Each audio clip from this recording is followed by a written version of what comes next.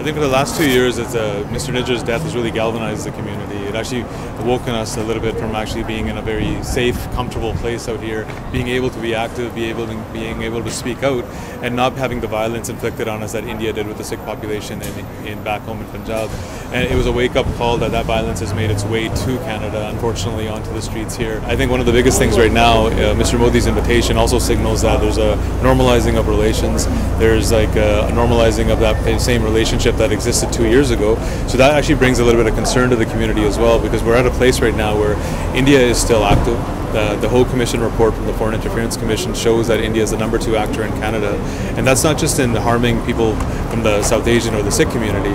That's actually violating Canada's sovereignty, undermining its electoral process, its democratic institutions. So for us, this is really very much so a Canadian issue and not just a Sikh issue. I think the normalizing of bilateral relations between countries, that is going to happen at some point.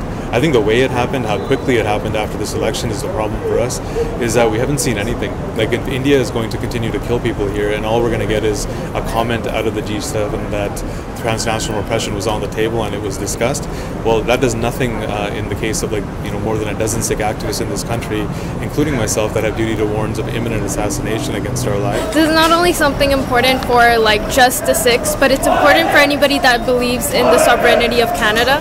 Some foreign country comes over to assassinate a citizen who spoke for truth, for spreaded kindness, spreaded Sikhi, and there was no reason for them to assassinate a Canadian citizen, and that's why we're here to support the basis of Canada, righteousness and truth.